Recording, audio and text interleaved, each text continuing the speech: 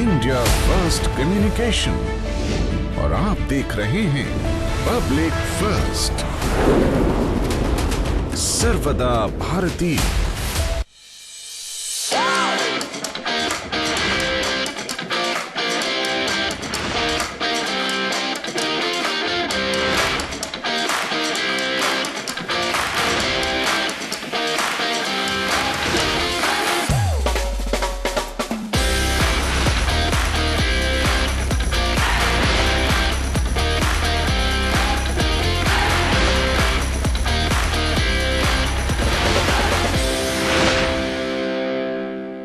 नमस्कार, मैं हूं आशुतोष और आप देख रहे हैं पब्लिक फर्स्ट, सर्वदा भारतीय। यूथ अपने कौशल से, अपने परिश्रम से एक के बाद एक परचम फहराते हैं। भारतवर्ष में ऐसी सैकड़ों कहानियां हैं जहां पर भारत के युवा एक से बढ़कर एक कारनामों को अंजाम देते आ रहे हैं। आज जब भारतवर्ष का नाम योग में भी सर्वोत्तम हो चुका है, वहीं एक और ऐसा कारनामा मध्य प्रदेश की एक युवती ने करके दिखाया है, जिसके लेकर आज हम उनसे चर्चा करेंगे। जी हां, आज हम चर्चा करने जा रहे हैं मिसेज इंडिया 2023 अपेक्षा डबराल से। और अपेक्षा की इतनी बड़ी अपेक्षा कैसे हुई कि उन्होंने एक जर्नी तय करी। और आपको जान के हैरानी होगी कि अपेक्षा ने मिसेज इंडिया का खिताब उस समय जीता है जब उनकी शादी तो हो ही चुकी थी, साथ ही साथ उनका एक बहुत ही खूबसूरत सा बच्चा भी है। उसके बावजूद भी उन्होंने मेहनत की और आप तस्वीरें देखेंगे कि किस तरह से उन्होंने क्राउन जीता है। हम उन तस्वीरों के साथ में एक बार उनका परिचय कराएंगे। अपेक्षा, आपका पब्लिक फर्स्ट में बहुत बहुत स्वागत है। बहुत बहुत शुक्रिया आशुतोष जी। अपेक्षा जी, क्राउन जो है, जो आपके बिल्कुल मस्तक पे विद्यमान है, बिल्कुल चमचमा रहा है, इस क्राउन तक पहुंचने के लिए अपेक्षा को कितनी मेहनत करनी पड़ी है? सर, मुझे लगता है कुछ भी करने के लिए बहुत मेहनत की ज़रूरत है। अगर आप एक एग्ज़ाम में भी अपीयर करते हैं तो मेहनत तो करनी पड़ती है, और ये तो बहुत बड़ा ताज है, तो इसके लिए मल्टीपल फोल्ड्स में मेहनत करनी पड़ी है। अपेक्षा ने, जैसे कि हमने दर्शकों को बताया कि इससे पहले उन्होंने मिसेज एमपी 2022 भी जीता, उसके बाद मिसेज इंडिया 2023 भी उन्होंने खिताब हासिल किया है। अपेक्षा, ये जो जर्नी है ना, यहाँ से आपने मिसेज एमपी पहले जीता, उसका मिसेज इंडिया आपने जीता, उससे पहले की अपेक्षा क्या करती थी और यहाँ तक वो कैसे पहुँची? क्राउन से पहले की अपेक्षा बहुत ही सिंपल, साधारण, हैप्पी गो लकी हाउसवाइफ थी। प्रोफेशन अगर देखा जाए तो मैं एयर होस्टेस थी। 11 साल फ्लाई किया, वहाँ से बहुत कुछ सीखा in terms of overall personality development.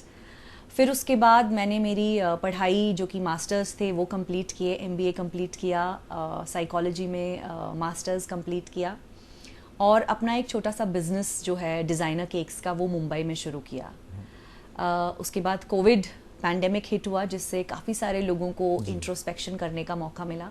मुझे भी वो मौका मिला। मैंने सोचा कि मैं अपनी लाइफ में अपने एट्रीब्यूट्स के साथ और क्या कर सकती हूँ। शायद मैं एक प्लेटफॉर्म का वेट कर रही थी जहाँ पर मैं मेरी प्रतिभाओं को आगे लाकर समाज के सामने दर्शा पाती। और हम लोगों ने डिसाइड किया कि हमारी जो बर्थ प्लेस है भोपाल, हम वहाँ वापस शिफ्ट हो जाएंगे। भोपाल आए, मिसेज मध्य प्रदेश का प्लेटफॉर्म सामने आया, उसमें मैंने पार्टिसिपेट किया, उसको जीता, और उसके बाद मेरा विजन। ये जीता जो शब्द है ना, ये बहुत बाद में आएगा। पहले बताइए उसका प्रिपरेशन, क्योंकि ये तमाम जो दर्शक हैं वो ये सोच रहे होंगे कि मैंने गलत इंट्रोड्यूस करा दिया, क्या मैंने मिसेज शब्द यूज करा है। They would be assuming like you having the miss MP so called. तो मैं ये जानना चाहता हूँ कि ये जो खिताब आपने हासिल किया, जिसको जीता आपने, मिसेज एमपी, उसकी तैयारी कैसे की और कितना बड़ा चैलेंज था? क्योंकि भाई मैं इस लाइन में जा रही हूँ, किस तरह के फिटनेस को लेकर ध्यान रखना है, उस दौरान क्या कुछ खाना है, क्या एक्सरसाइज करनी है, क्या योग करना है, वो पूरा आपसे जानना चाहेंगे। जी, so improvising on the fact that मैं मिस नहीं मिसेज हूँ। शादी को 11 साल हो चुके हैं, 10 साल का एक बेटा है। इसके बाद मैंने अपने आप को रीडिस्कवर किया कि मैं इससे भी कुछ और कर सकती हूँ। मेरी भी एक आइडेंटिटी होनी चाहिए, एक रिकग्निशन मुझे मिलना चाहिए। उसके लिए मैंने काम करना शुरू किया।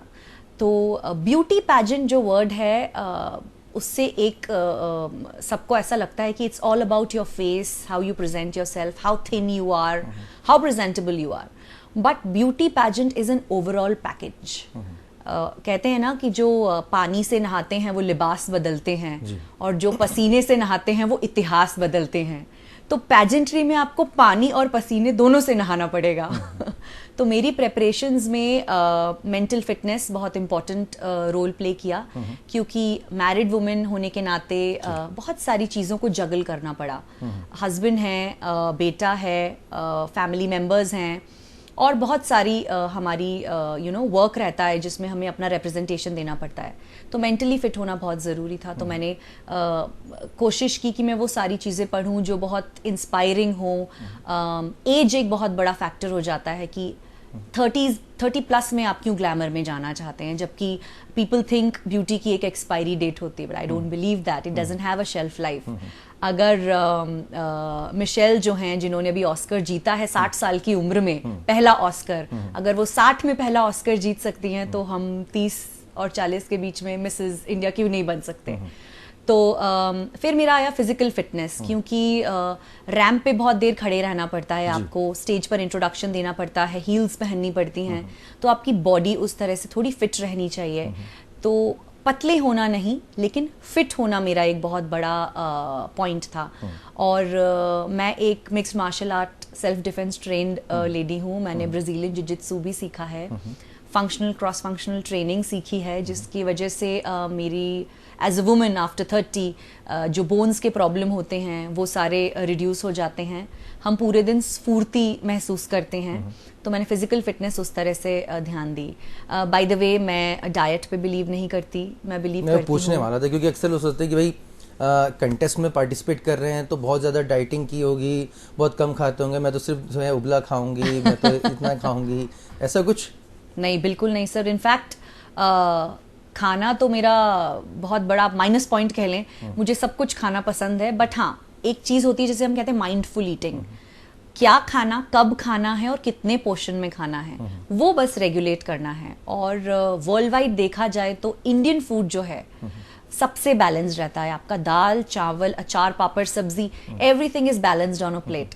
बट आपको उसकी पोषणिंग का बस ध्यान रखना है। आप सीजनल खाएं, आप देसी खाना खाएं, आप घी जरूर खाएं, क्योंकि ये सब बहुत जरूरी है। आप फिर से बोलिए, क्योंकि अक्सर लड़कियां कहती हैं नहीं सी मैं घी नहीं खाऊंगी, चुपड़ी रोटी नहीं खानी, और ये बहुत ज़्यादा ट्रेंडफुल बन गया, मतलब इसको फैशन भी कह लीजिए।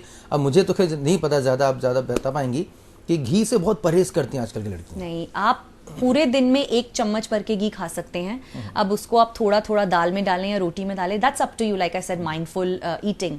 लेकिन 1 चम्मच घी तो आपको खाना ही है, क्योंकि अगर आप डाइट करेंगे तो आप पतले तो हो जाएंगे, लेकिन आपकी स्किन का क्या होगा। तो वो सारा ध्यान में रखते हुए मैंने फिटनेस पे बहुत ध्यान दिया। फिर सबसे इम्पॉर्टेंट चीज़ जो आज की लाइफ में मिसिंग है, ना सिर्फ हमारे लिए बल्कि यंगर जनरेशन के लिए भी, वो है इमोशनल बैलेंस। तो इमोशंस को मैंने बहुत स्ट्रॉन्ग करने की कोशिश की, उस एरिया को बहुत स्ट्रॉन्ग करने की कोशिश की। मैं अपने फैमिली मेम्बर्स से थ्रू आउट कनेक्टेड रही। कई बार दिन में ऐसा मोमेंट आता है जब आप थोड़ा लो फील करते हैं, आप अपने आप को सेल्फ डाउट में लेके चले जाते हैं। That is when you know your well wishers and your friends they come into play.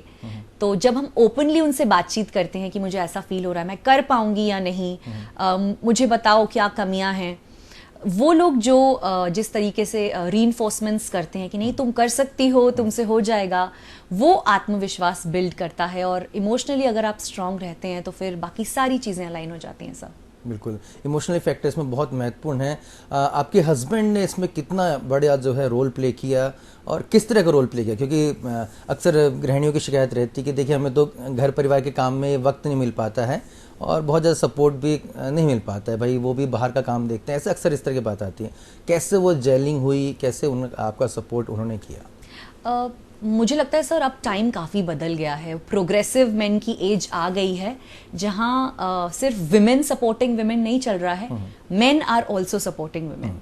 तो मेरी लाइफ में मैं बहुत लकी रही हूँ। आप ये कहना चाहते हैं कि अक्सर ये कहा जाता है कि किसी एक सफल पुरुष के पीछे एक महिला का हाथ होता है, अभी उल्टा भी हो गया है। बिल्कुल, एक सफल महिला के पीछे एक पुरुष का भी हाथ होता है। एक सफल महिला के पीछे एक प्रोग्रेसिव पुरुष का हाथ होता है। प्रोग्रेसिव पुरुष का ये इसमें इन्वर्टेड में है। बिल्कुल बिल्कुल, थोड़ी बहुत खुशी तो मिली होगी हमारे पुरुष भाइयों को। बिल्कुल बिल्कुल सर, मैं बहुत लकी हूँ इस मामले में कि मेरी लाइफ में बहुत प्रोग्रेसिव मैन है, मेरे हस्बैंड हैं, भाई है, बहुत सारे फ्रेंड्स हैं, मेरे फिटनेस एक्सपर्ट्स हैं, सब लोगों ने मिलकर जो एक पैकेज क्रिएट किया है, वो पैकेज आपके सामने आज है। तो हस्बैंड का तो बहुत इंपॉर्टेंट रोल रहा है। हालांकि औरतें सपोर्ट अगर ना भी मिले तो भी कर सकती हैं और कर भी देती हैं, लेकिन थोड़ा सा सपोर्ट अगर मिल जाए, थोड़ा सपोर्ट अगर मिल जाए तो बहुत अच्छे से कर सकती हैं।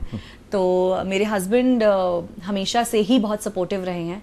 कभी भी ऐसी सिचुएशन नहीं आई कि मुझे उनसे पूछना पड़े कि मैं ये कर लूँ क्या। जब मैं उनसे कभी भी पूछती हूँ कि तुम्हें क्या लगता है मैं ये करूँ क्या, तो is like why you asking me, you ask yourself, तुम्हें करना है, हम तुम्हारे साथ हैं। और शायद वही चीज़ मेरा बेटा भी देख रहा है। तो एज अ पेरेंट हम दोनों उसके सामने एक रोल मॉडल सेट कर रहे हैं कि अगर माँ बिजी है और बाहर है तो डैड भी किचन में जाके तुम्हें खाना दे सकते हैं।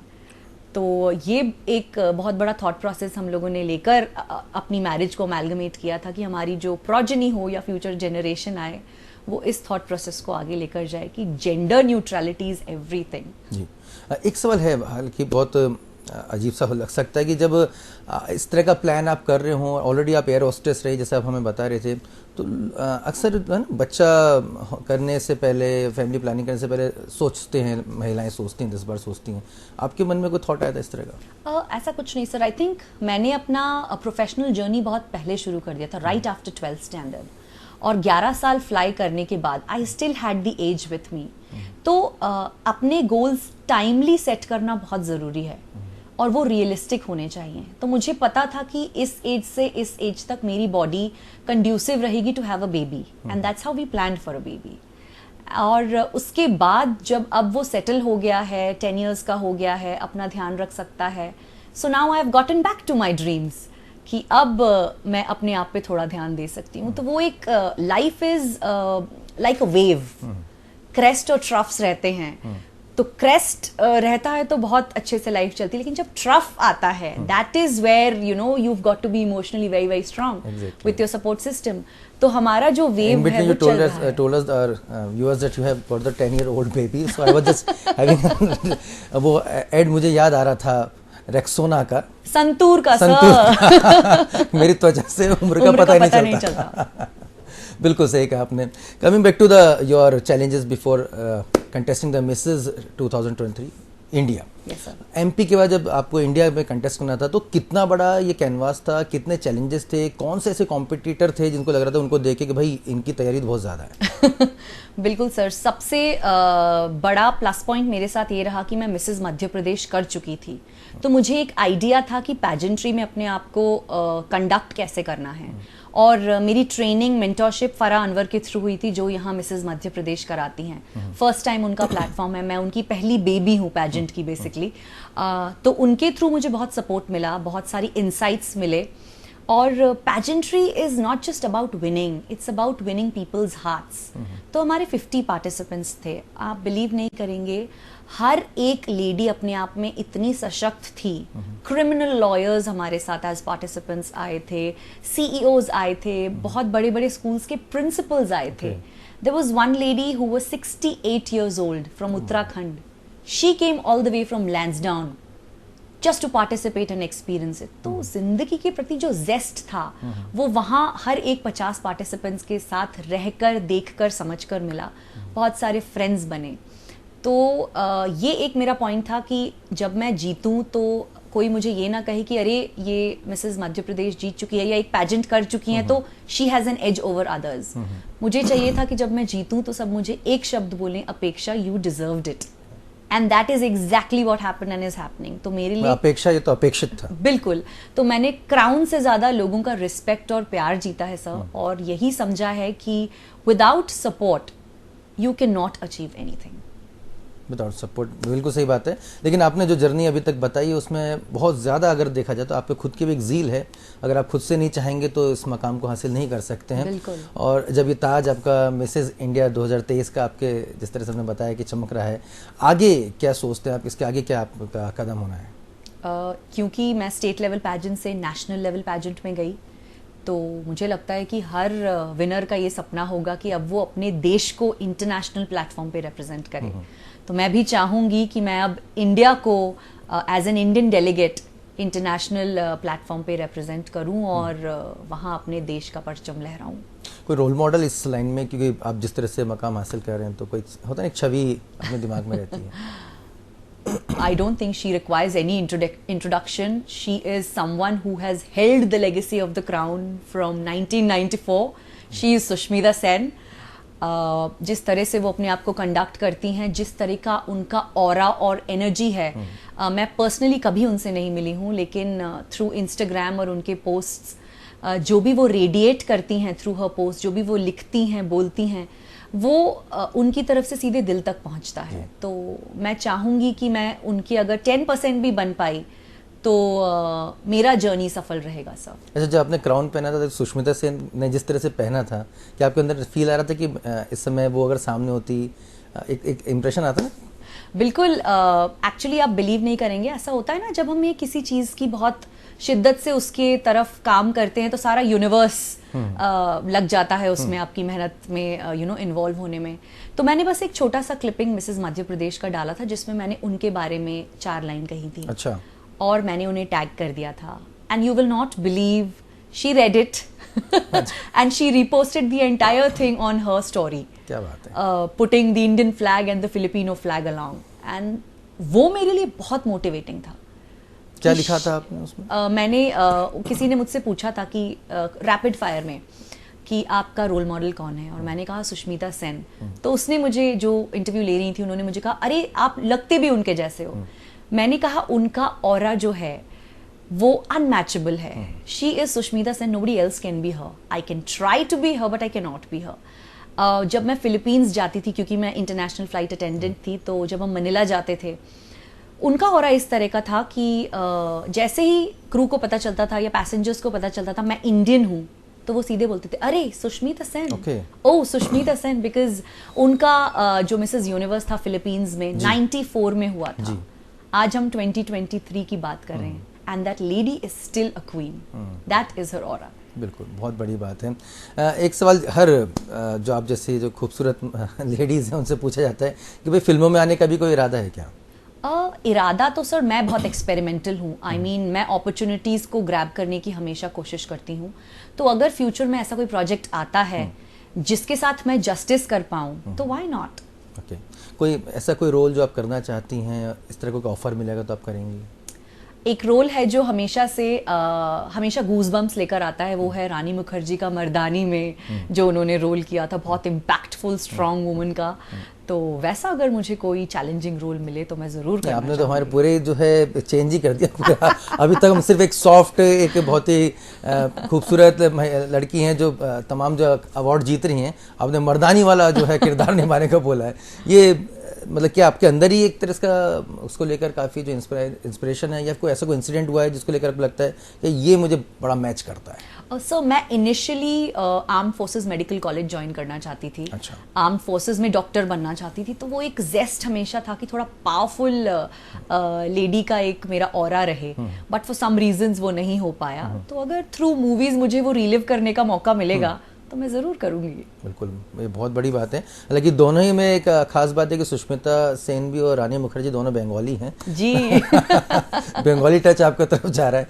चलिए अब थोड़ा अगर हम मेल हीरोज़ की बात करें, मेल एक्टर्स की बात करें, बॉलीवुड की बात करें, हिंदुस्तान की बात करें, तो ऐसा कोई एक्टर है जो आपको बहुत इंस्पायर करता हो, उसकी एक्टिंग को लेकर आप प्रभावित हो? बिल्कुल बिल्कुल। एक एक्टर हैं जिनके जो भी प्रोजेक्ट्स आए मैं आंख बंद करके देख सकती हूँ, वो है पंकज त्रिपाठी जी।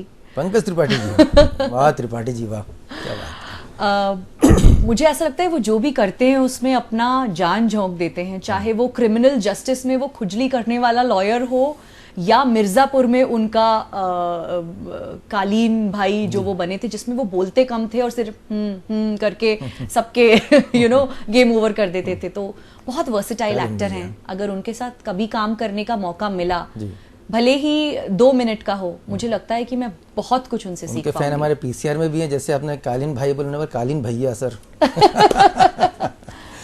बहुत जबरदस्त एक्टर हैं वो। तो अगर उनके साथ काम करने का मौका मिला तो पक्का आप करेंगे? Definitely sir. उनके साथ मर्दानी वाला रोल करेंगे आप? क्यों नहीं, बिल्कुल कर सकते हैं। कालीन भैया यहाँ तक तो ठीक है, लेकिन मर्दानी वाला रोल करेंगी आपके साथ में तो जरूर देखिए। पंकज जी इस समय देख रहे होंगे, निश्चित तौर पर उनकी एक्टिंग नो डाउट बड़ी नेचुरल एक्टर है। और जो वो भी एक छोटे शहर से आकर किस तरह से अपने सपनों को साकार करते हैं, अगर उनकी अगर पर्दे के पीछे की कहानियाँ देखें तो वो भी बहुत इंस्पायरिंग है। और हमारे भारतवर्ष में तो हर जगह ही इस तरह का टैलेंट है, और ये कहना है कि सब बड़े शहर से ही ऐसा होता है या बड़े शहर वाले जो है छोटे शहर से आगे होते हैं, ऐसा नहीं है। जहाँ भी मौका मिलता है अब तो ये सभी बेहतर हो रहा है। हमारे जो तमाम जो यूथ देख रहे हैं आपको, अपेक्षा, आप उनको किस तरह से जो अपनी खासतौर पर मॉर्निंग शेड्यूल को लेकर शाम को किस तरह एक्सरसाइज करें, एक लेजीनेस काफ़ी देखने को मिल रही है यूथ में। मोबाइल गेम्स देखते हैं, जो पहले जो हमारे ज़माने में हम जब स्कूल जाया करते थे, कॉलेज में थे, तो प्लेग्राउंड्स में काफ़ी भीड़ रहती थी, मतलब खेलने की जगह नहीं मिलती थी। आजकल हम देखते हैं काफ़ी खाली जो है ग्राउंड्स हैं, पार्क्स खाली रहते हैं। युवा भी अब जो है मोबाइल पे ज़्यादा खेलते रहता है। आई मीन गेम्स का तो नाम तो नहीं बता, लेकिन बहुत सारे नाम हैं।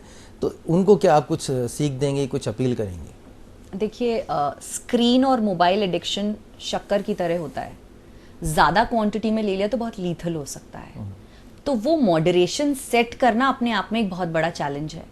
आप और हम फिर भी वर्क रिलेटेड हैं तो थोड़ा बहुत देख सकते हैं, कभी एक्सेस हो जाए तो उसे मॉडरेट कर सकते हैं, लेकिन बच्चे जो हैं या टीनेजर्स जो हैं वो नहीं समझ पाते कि कितने घंटे उन्हें स्क्रीन टाइम वगैरह लेना चाहिए।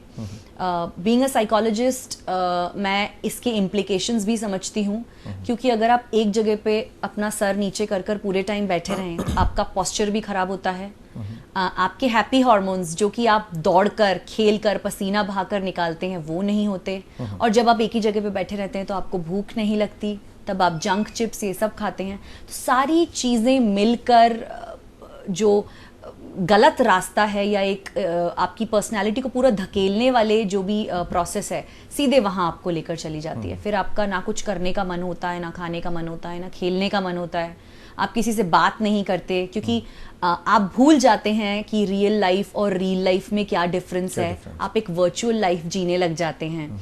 आपको लगता है कि यहाँ मुझे बहुत रिकग्निशन मिला, इस पर्टिकुलर गेम में मैं लेवल 100 तक पहुँच गया हूँ, but what about studies, what about school, वहाँ आप नहीं कर पाते हैं। और तब आपको लगता है this is not my life is only with phones and games and online stuff.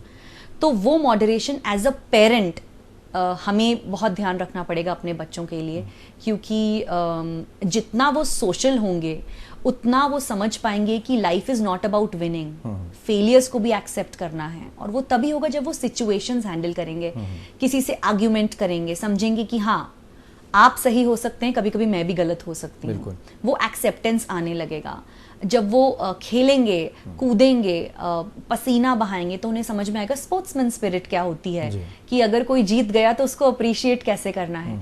तो सबकॉन्शियसली हर एक इंसान वो सीखने लगता है कि हम फेलियर्स को एक्सेप्ट करते हुए हमारे दिमाग में वो कंडीशनिंग होने लगती है कि this is not the end of life. अगर आप ये चीज़ हार गए या यहाँ आप एक्सेल नहीं कर पाए, एग्जाम में पास नहीं हो पाए, तो इट्स ऑल राइट। तो वो इट्स ऑल राइट का फेज जीना बहुत ज़रूरी है, जो कि फ़ोन्स के थ्रू और स्क्रीन्स के थ्रू नहीं जी पा रहे हैं बच्चे। और इसीलिए बहुत सारे एंजाइटी, डिप्रेशन और सुसाइडल केसेस जो हैं वो बहुत बढ़ते जा रहे हैं। तो एज अ कम्युनिटी हमको बहुत ओपन रहना पड़ेगा, रेड फ्लैग्स नोटिस करने में भी, और एक सोशल सपोर्ट एक दूसरे को देने के लिए भी। बिल्कुल, बहुत ज़रूरी बात आपने यहाँ पे कही है। और मैं कहना चाहूँगा निश्चित तौर पर अक्सर कहते हैं कि सब ब्यूटी विद ब्रेन नहीं होती, लेकिन आपसे बात करके मुझे लग रहा है कि ब्यूटी विद ब्रेन बिल्कुल होती हैं, और कम से कम आपके साथ तो ये बिल्कुल है। और मैं ये पूछना चाहता हूँ कि सारी क्वालिटी तो आपके अंदर है। सिंगिंग का भी शौक है आपको? बहुत अच्छा क्वेश्चन पूछा आपने सर, और मैं इसका बिल्कुल स्ट्रेट फॉरवर्ड जवाब दूंगी। दुनिया में अकेली चीज है सिंगिंग जो मुझे नहीं आती। मतलब बच रही है, मतलब आपको पता था? बिल्कुल भी नहीं आती सर। मतलब नहीं, मैं आपको 2 ऑप्शन दूंगा, या तो पंकज त्रिपाठी जी का कोई डायलॉग, मर्दानी का कोई डायलॉग, या सिंगिंग। अब आप चूज कर लीजिए। वैसा पंकज त्रिपाठी जी का डायलॉग बोलना मतलब वेरी रिस्की। ऐसे तो मुझे इन पर्टिकुलर कुछ याद नहीं, क्योंकि जब वो बोलते हैं तो हम मेस्मराइज हो जाते हैं। सिंगिंग 2 लाइन गा देती हूँ सर, ताकि सबको पता चल जाए कि मैं बिल्कुल अच्छी सिंगर नहीं हूँ। प्लीज। तो रॉक ऑन का एक गाना है सर जो मुझे बहुत अच्छा लगता है, और मेरे हस्बैंड को मैं गा के तो नहीं बट बोल के कई बार सुनाती हूँ। उसके शब्द बहुत अच्छे हैं, और शायद लाइफ भी ऐसे ही होती है। ये तुम्हारी मेरी बातें हमेशा यूं ही चलती रहें, ये हमारी मुलाकातें हमेशा यूं ही चलती रहें, बीते यूं ही अपने सारे दिन रात, बातों से निकलती रहे नई बात, फिर वही बातें लेके गीत कोई हम बुने, जो दिल को, हाँ सबके दिल को छू लें। क्या बात है, क्या बात है। मतलब आपने, मैं I would say that you are a black horse. No sir, I still don't consider myself to be a singer, not even a bathroom singer. नहीं, अब ये तो खैर दर्शक फैसला करेंगे कि आप अच्छा गाती हैं नहीं गाती हैं, लेकिन मैं कैंडिडली बोलूँगा बहुत अच्छा आपने गाया। विद आपने जो फील के साथ जो गाया उसके अंदर मैसेज है। मैं एक चीज़ समझ पा रहा हूँ कि आप तमाम वो चीज़ करते हैं जिसके पीछे को एक मोटिव हो, एक अच्छा सोसाइटल को, हम सोसाइटी को कुछ दे पाएँ, एक मैसेज उसके पीछे हो। गाना भी आपने वैसे चूज़ किया है। बहुत बहुत धन्यवाद, आप हमारे स्टूडियो आए। हमारा जो टैगलाइन है सर्वदा भारतीय पब्लिक फर्स्ट का, वो भी कहीं ना कहीं आप सभी भारतीयों के लिए है। आप आगे परचम फहराएं, हम आप लोग को इसी तरह दिखाएं, आप सोर्स ऑफ इंस्पिरेशन बने। हमारे सैकड़ों लाखों हज़ारों जो हमारे भाई बहन हैं जो देख रहे हैं आपको, आप हमारे स्टूडियो तक आए, आपका बहुत बहुत धन्यवाद, बहुत बहुत शुक्रिया। Thank you Ashutosh ji, thank you very much. सर्वदा भारतीय, सर्वदा भारतीय। तो दर्शकों, पब्लिक फर्स्ट के इस खास कार्यक्रम में हमने चर्चा की अपेक्षा डबराल से। उनके इस मकाम तक पहुंचने की जर्नी को आपने देखा, किस कदर उन्होंने मेहनत की और किस तरह वो नसीहत भी दे रही हैं कि युवाओं को अपने मेहनत से आगे बढ़ना चाहिए। मोबाइल से इन सब से बाहर निकलकर खुद को फिजिकली भी फिट रखने की ज़रूरत है। सक्सेस सिर्फ पैसे के पैमाना नहीं होता है, आप कितने फिजिकल फिट हैं, कितने मेंटली फिट हैं, वो भी बहुत ज़रूरी होता है। इसके टिप्स भी उन्होंने दी हैं। आपके प्रोग्राम कैसा लगा आप हमें ज़रूर बताइएगा, और आप कुछ क्या देखना चाहते हैं हमें कमेंट ज़रूर कीजिएगा। देखते रहे पब्लिक फर्स्ट, सर्वदा भारतीय।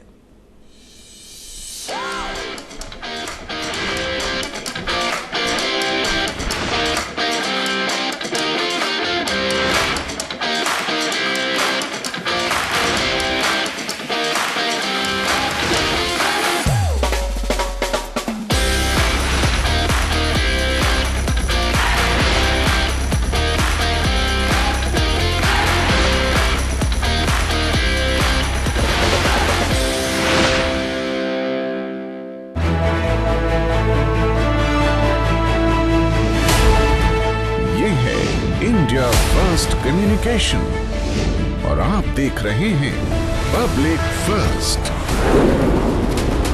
सर्वदा भारतीय।